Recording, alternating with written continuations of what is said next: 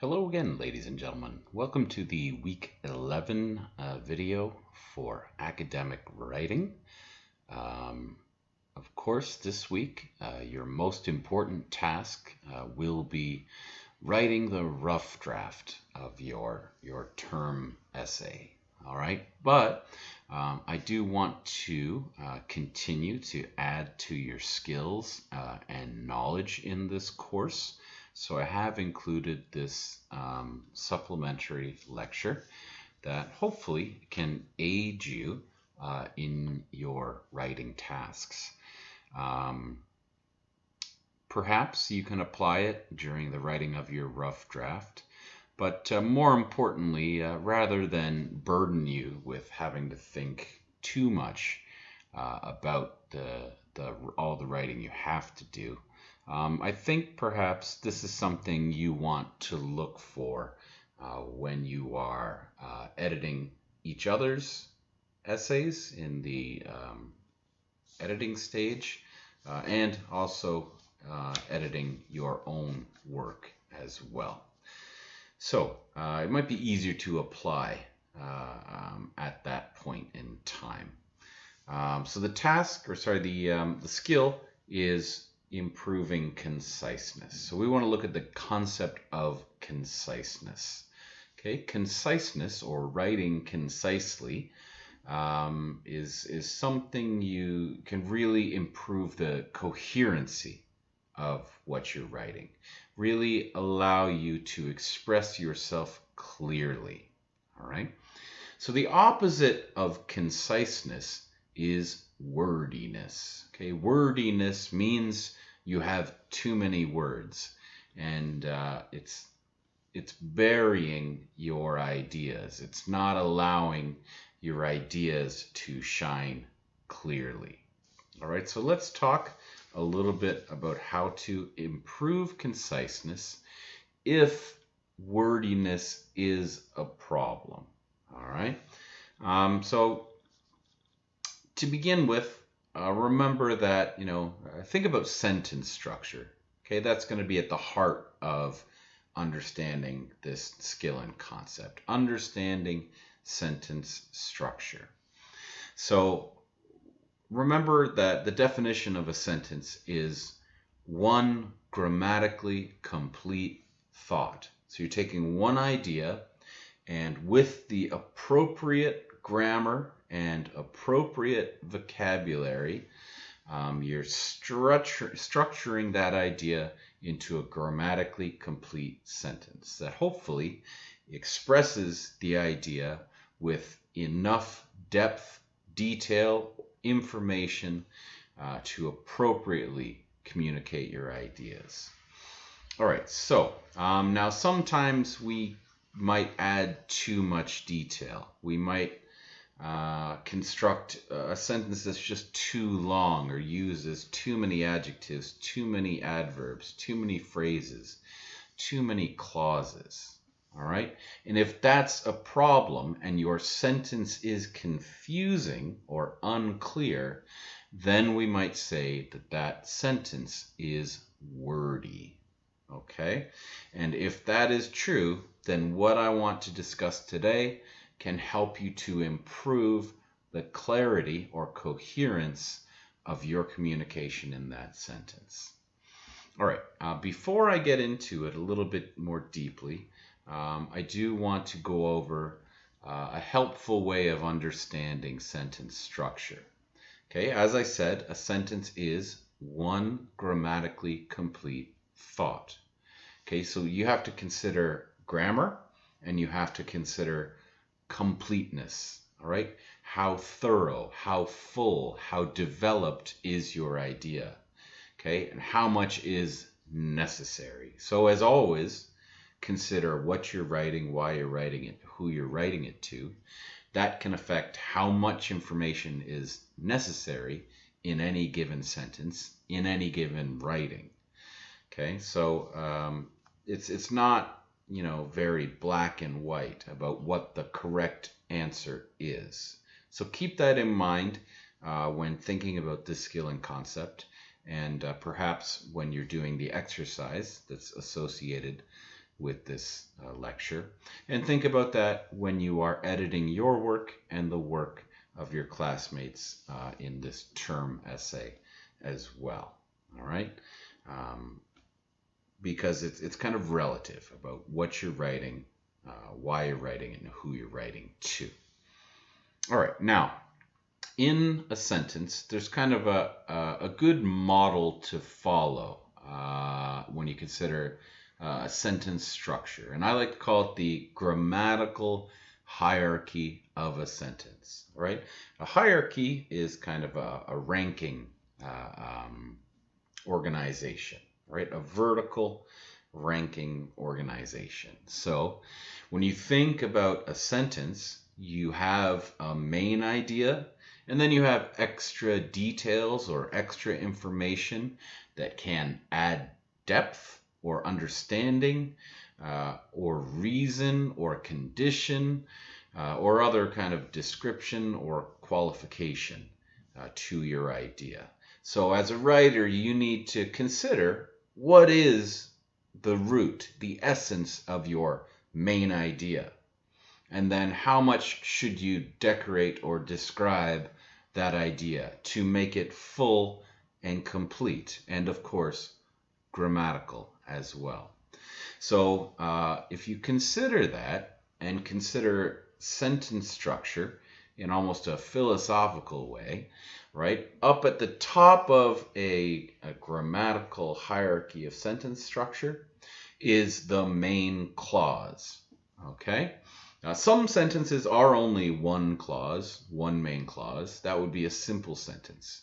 But in many of the sentences you'll be writing, especially in this kind of academic writing, you're going to have a lot of clauses, main clauses, subordinate clauses, and then you'll have phrases and single word modifiers. But up at the top, most importantly, the idea is you want to include your main idea in the main clause. All right? Now, a clause, to build a clause, you need a subject and a verb. All right? Or a predicate, if you will. So the subject is, the actor, the agent, typically the one doing the verb, the action, okay, typically speaking. So you have the agent and the action.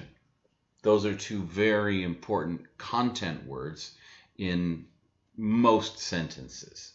So that makes the main clause that much more important. So how you express the idea means choosing the right subject, choosing the right verb, and including them in the main clause. Okay, and clauses, again, have these very important words. There's minimum 2 words in a main clause. All right, and of course, a main clause can stand alone, right? It can be a sentence alone. So that tells you just how important it is, because it is grammatically correct and it does include those important words and information. But often, if we think about the grammatical hierarchy, below the main clause, we have subordinate clauses, or also called dependent clauses. Okay? They're dependent or subordinate to a main clause. However, they are still clauses, so they still must have a subject and a verb. But because they're subordinate or dependent, they rely on, it's necessary for them to have a main clause. Okay? But we still include very important information. So subordinate clauses, think about an if clause or a because clause. They give conditions or they give reasons that help to support and define and develop the main clause. All right? So they are still very important, but they're below the main clause. Below clauses, below subordinate clauses on this grammatical hierarchy of a sentence, you will find phrases, okay? Mostly prepositional phrases, right? On the left, on the right, in the morning, at night. Okay, those do not include a subject and verb, but they do include often very important information that can fully develop your idea.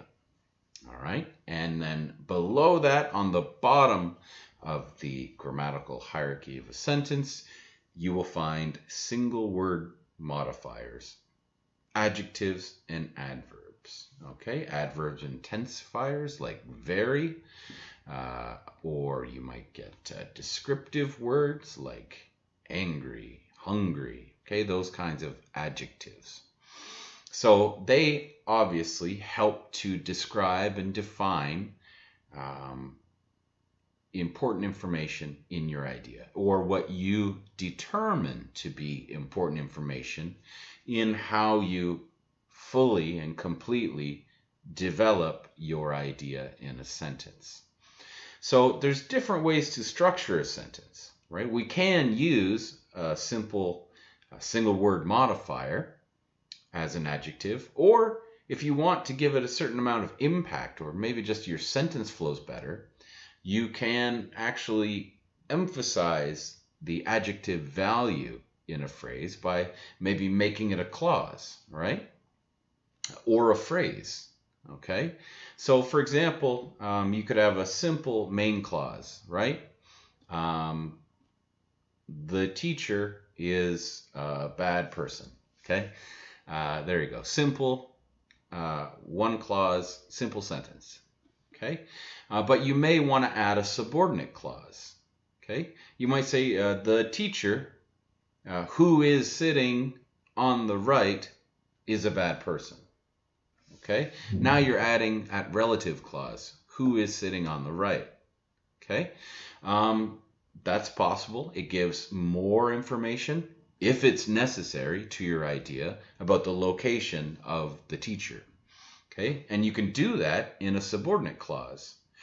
Or if you think who is sitting on the right is too much information, you can also kind of subordinate it further to a simple phrase, right? On the right. The teacher on the right is a bad person. Okay, so you can take, instead of a clause, you can reduce that to, you can subordinate that to just a simple phrase, prepositional phrase, on the right.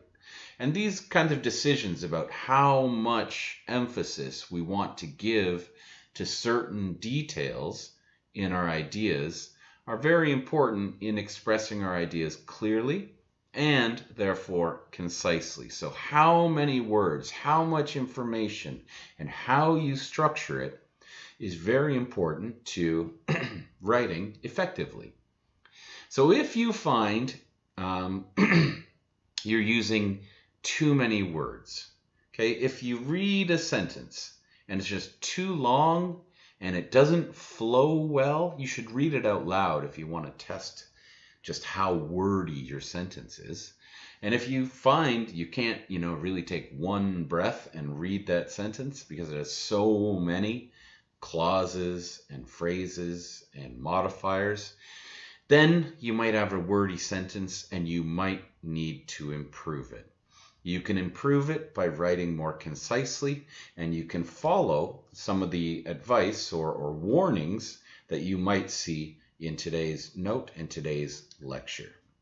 So when we talk about wordy sentences and improving them to be more concise, we want to remove the clutter. Okay, clutter just means things that get in the way. Think about your desk at home, maybe. Do you have a cluttered desk? Do you have papers piled up here, books piled up there, useless things here? Who knows what your desk looks like?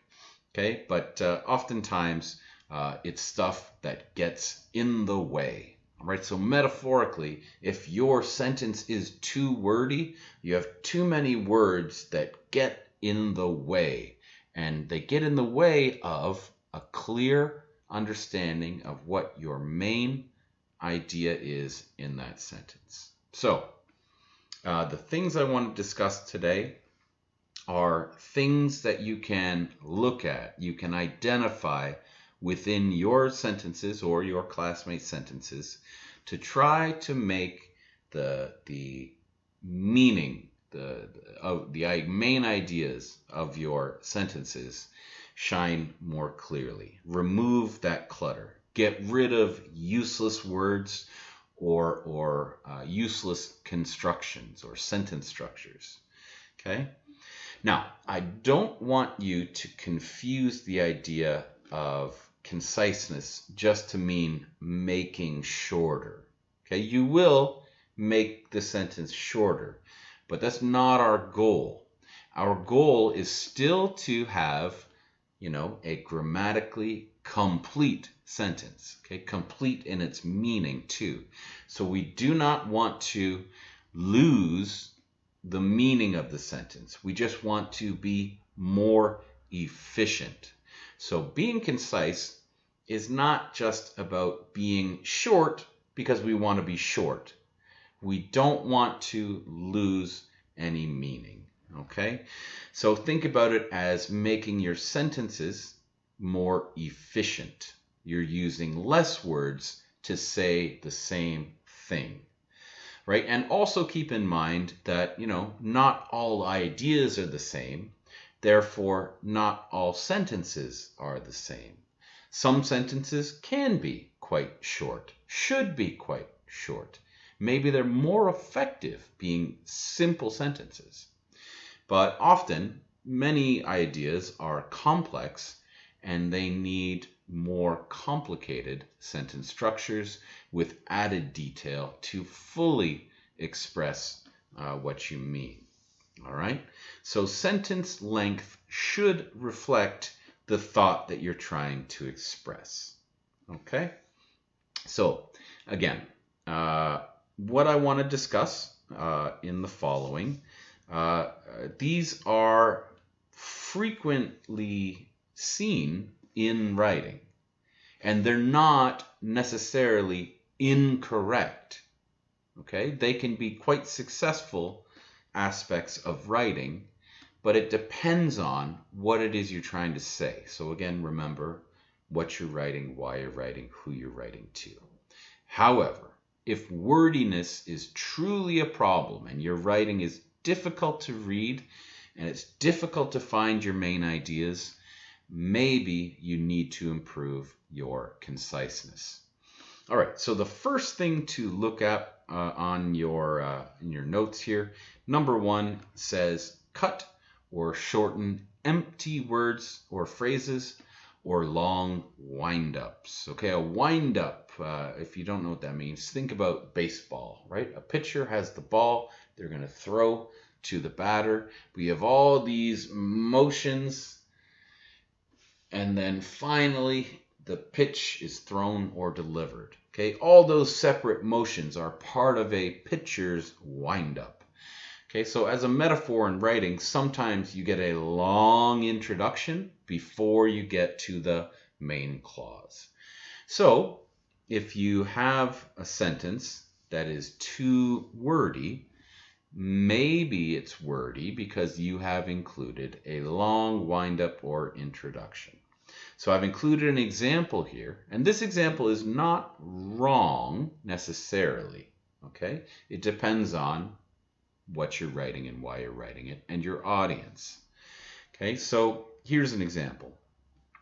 With apologies to all of the judges, attorneys, and legal staff who read the bulletin, this article is not for you. Okay, so the main clause of this sentence is, this article is not for you. But compare the length of the introductory phrase here, or the introductory element, to the length of the main clause. All right. Now, I don't know if this is correct or incorrect because I'm looking at this sentence out of context. However, if I, as an editor or the writer of this work, thought this sentence or my writing is too wordy, what can I identify as a possible problem? Where can I improve the conciseness? I might say, maybe I need to shorten or get rid of this long wind-up, this long introduction. And maybe I can improve the conciseness of the writing. All right? Okay, so cut or shorten empty words or phrases or long wind-ups. Okay? Number 2, cut unnecessary repetition. Here, just to make my point, you might want to underline unnecessary. Okay? Because you and I might disagree about what details, what information is in fact necessary. Okay, sometimes we add details or repeat details to really emphasize something. All right, I'm very, very hungry. Okay, 2 verys means I'm really hungry. Okay, now that might work in kind of an informal kind of writing, or you could choose if you think that's too wordy and use not hungry but famished, starving, kind of exaggeration. So you can choose different words if you don't like certain styles.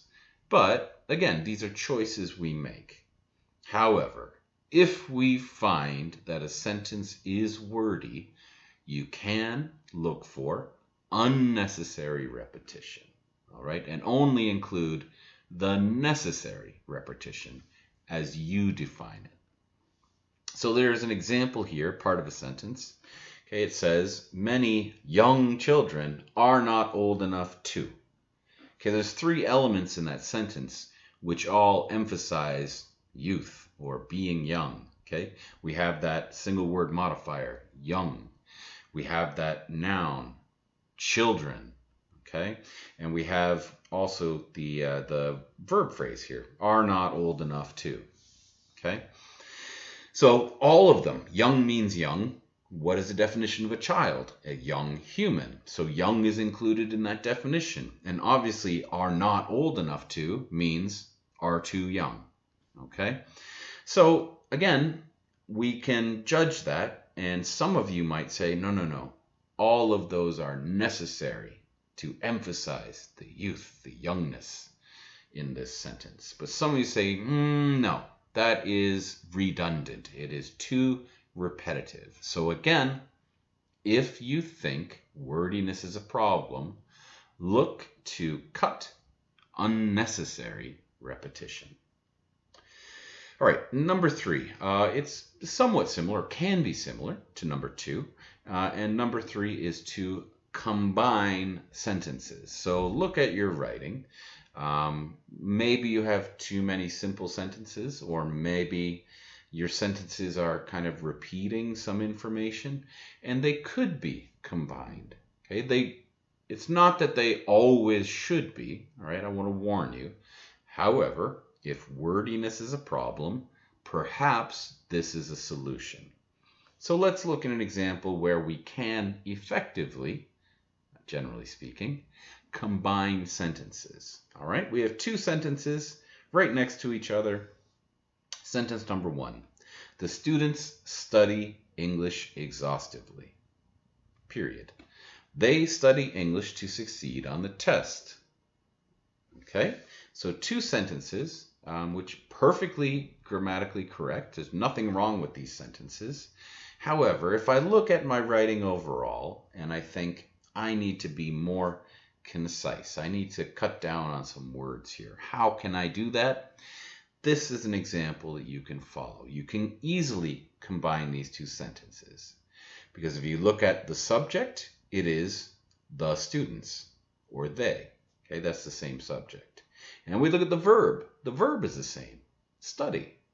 Right? So this makes for an easy candidate to combine these sentences. And we can quite simply write, the students study English exhaustively to succeed on the test. Okay, so now we made 2 sentences one. But again, remember, with being concise, we don't want to lose meaning. So this sentence has not lost any meaning whatsoever. All right? You might argue that this simple sentence and this simple sentence, being simple sentences and being alone, give some extra emphasis to the ideas contained in them, and that's possible. Okay, that opinion is reasonable. However, if wordiness is a problem, we can combine them, and we can combine them without losing meaning. So it's still effective. All right. Number 4 on your list is reduce clauses and phrases. So again, this is maybe where what I talked about with the grammatical hierarchy of a sentence, main clause, subordinate clause, phrase, single word modifiers. Here you can think about, how much emphasis and how many words do I need to give an idea? Can I simply contain it in one simple adjective? Or should I emphasize it by giving it a relative clause, an adjective clause, okay, to really stress the importance of that adjective, that description, okay? These are the kind of decisions you need to make. But again, if wordiness is a problem, you can look for this as a possible solution. So in the example, I've given you actually one sentence which uses 2 relative clauses as adjectives. And let's see how we can subordinate a subordinating clause further into simple single word modifiers. Okay? So the original sentence is, the students who are exhausted plan to rest on their vacation that comes in winter. Okay, so who are exhausted is an adjective clause describing the students. That comes in winter is a relative clause, an adjective clause that describes the vacation. Those clauses can easily be reduced to single word modifiers that come at the front of their nouns and give enough or adequate detail to fully and completely express the idea.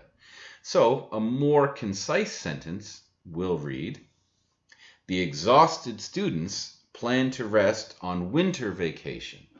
Okay? Single word modifier, exhausted, winter. And overall, the meaning of the sentence is unchanged. It's just more efficient in the way that is phrased, in the way that is worded or structured. Okay, so that would be an effective solution to improve the conciseness of the sentence without losing meaning. All right, number 5. This might be a little bit more difficult, especially with if you have certain vocabulary limitations as a non-native speaker. Okay, and that is to use strong verbs, not weak verbs. Okay, so let's talk about that a little bit. The idea of a strong verb versus a weak verb is important in that strong verbs are ones that really more accurately describe an action. Okay, and that makes them more punchy, more active, more effective in really expressing your ideas. And good writers are always using strong verbs. Okay, but frequently in conversation, just in speaking, and if you're not paying close attention to your writing, you can include a lot of kind of weak verbs. And especially if you're a non-native speaker who doesn't have the same broad vocabulary, you don't know all of the different synonyms, the different words that have similar meanings. Okay, that can be a bit of a problem. So it's something to think about. And as you develop your vocabulary, or if you have a wonderful vocabulary, think about how to choose the most expressive verbs. So here's a very simple example. Again, the weak verb here in the weaker sentence, the wordy sentence, is not wrong. But if wordiness is a problem, try to identify how you can improve it. Perhaps it's because you have a weak verb. All right, so pay attention to this. The students made the decision to visit Italy for their vacation. All right, made the decision. So the weak verb here would be make. Right? You'll find most of the weak verbs are common everyday verbs. Do, or have or make. And we often construct these wordy verb phrases just maybe out of bad habits or just to improve the flow of a sentence if it seems too short. And they're weak verbs because they're so common. They're so common that they get used or co-located with other actions. All right. And then they have, if you look at have, do, make, and the collocations, how we use them in different phrases, there's so many different ways to use them that with the many ways we use them, they start to lose their clear expressive meaning, where you can choose a strong verb which doesn't have any kind of confusion. It's much more limited in how you use it. And if it's limited in how you use it, that means it has a much more direct, clear understanding. So instead of made the decision, how about just use that real action, the true action, decide. The students decided to visit Italy for their vacation. Okay? Now, again, the first sentence is not wrong, but the second sentence here does use a stronger verb. So if your sentence is wordy, perhaps you can look at the verb and try to identify the clear action and find a clear verb that describes it well. All right, number 6, somewhat similar or associated to number 5, and that is use the active voice, right? This is always a good idea, especially when it comes to writing. Use the active voice, okay? Not the passive voice. There's a couple of reasons to consider that, all right?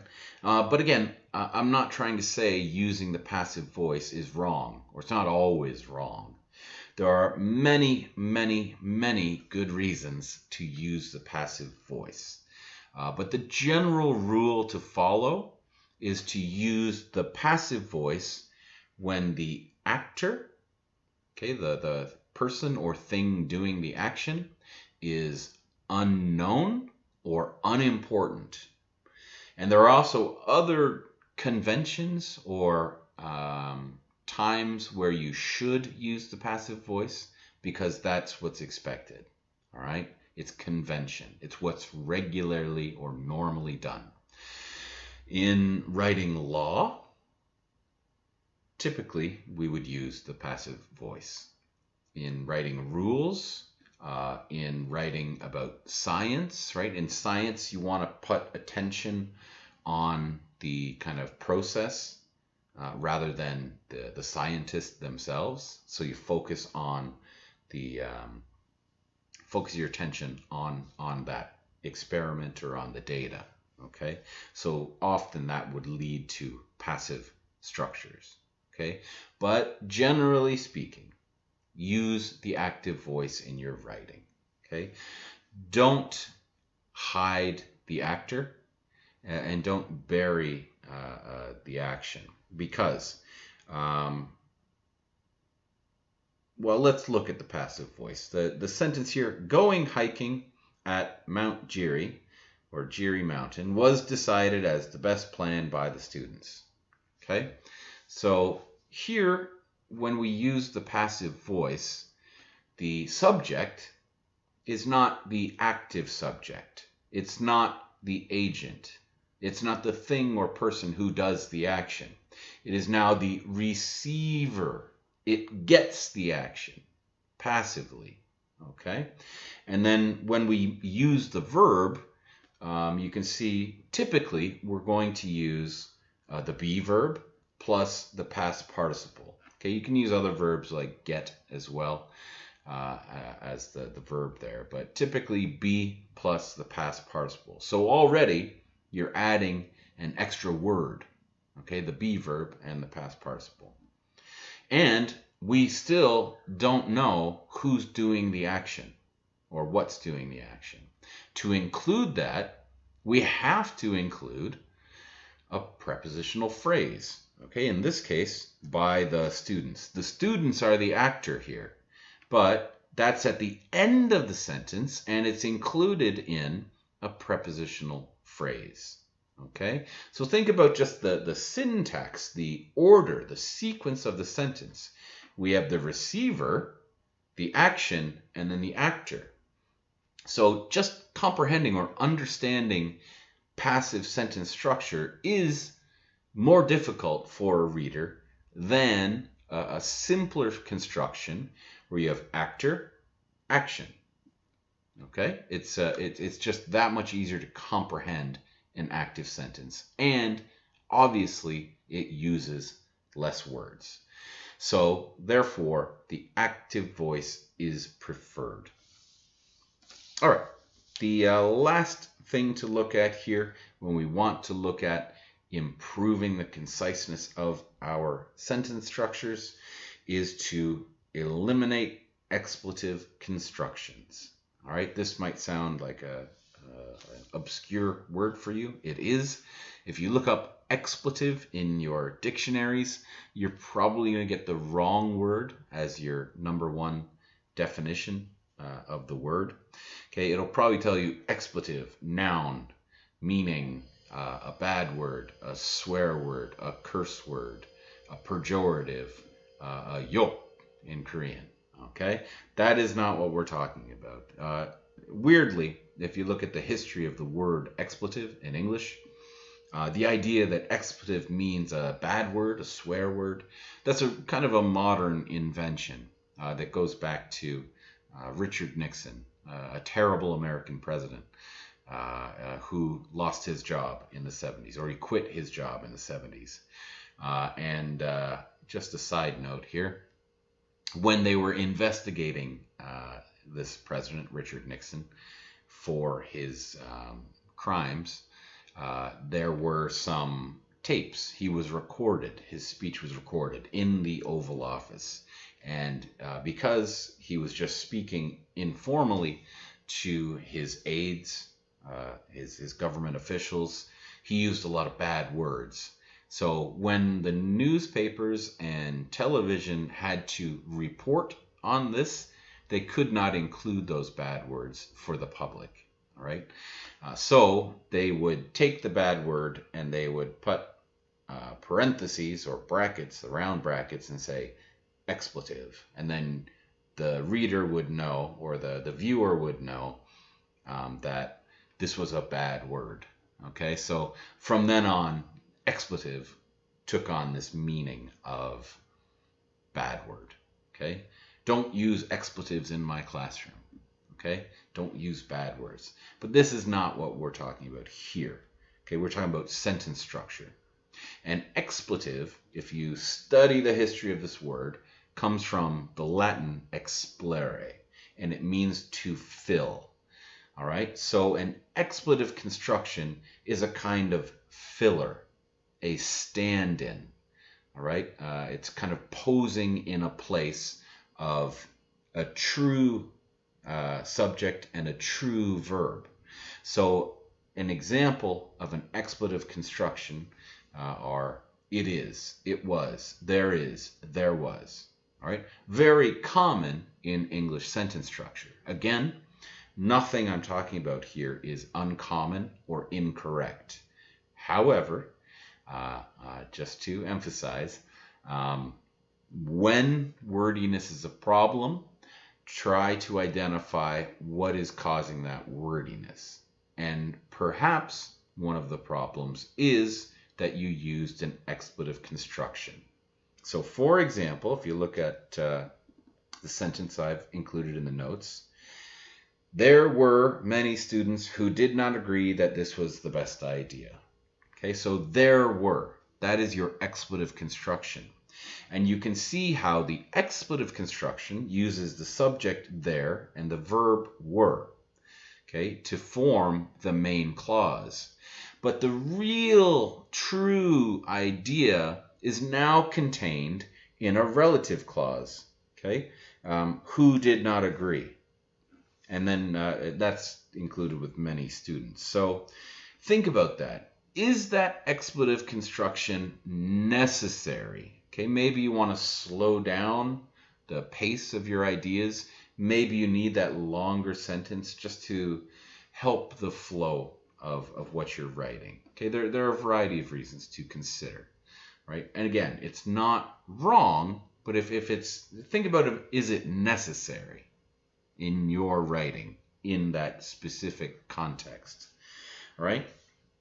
So if I change that sentence to, many students did not agree that this was the best idea. Okay, now we've reduced the clause, we've gotten rid of an expletive construction, and the subject of the main clause, many students, and the verb did not agree, or if you want, use a stronger verb, disagreed. That can be more helpful. All right, and that is more efficient. Right, so even in this sentence, I could make it more concise if I felt that was necessary. And if you look at all of the writing, okay, and you have a wordy sentence, there might be more than one problem or more than one solution to making a more concise sentence. Maybe you can get rid of an expletive construction. Maybe you can reduce the clauses and phrases. Okay, or maybe you can subordinate clauses to single word modifiers. You have all of these options available if your sentence is too wordy. All right, and again, all of these 7 things I'm asking you to look at are common and perfectly grammatically correct. They're not wrong. But to improve your writing, to make it more concise without losing meaning, try to identify these possible problems. Okay? All right. And again, I've included an exercise here. You can take a look at these. First, I would recommend read the sentence and try to identify what you think is causing the sentence to be wordy.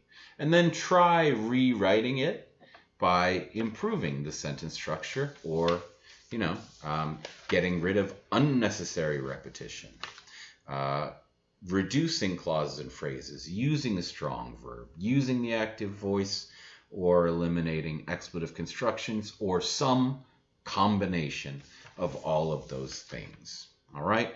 And the last page of the notes will give you possible solutions to these wordy sentences. Now, I do want to emphasize there's no perfect answer here. It really depends on how you feel. But remember that definition of a sentence. It's one grammatically complete thought. But as writers, we may always argue about what information is necessary to make it complete, because we don't want to lose that meaning. We just want the meaning to shine clearly and be coherent and deliver that information to the reader as efficiently and expressively as possible. All right, so again, maybe you can just consider these ideas, do the exercise, get a little bit of practice.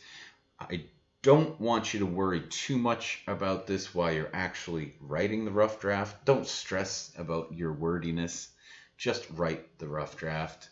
But when we are editing later on, that would be an excellent time to consider conciseness, especially if you recognize that your writing or the writing of your classmates is a little bit wordy and doesn't efficiently express the ideas as it could. All right, I hope you find that beneficial. If you have any questions, as always, please feel free to contact me and I'll try to get back to you with more or better information. All right, take care, everybody. Be well.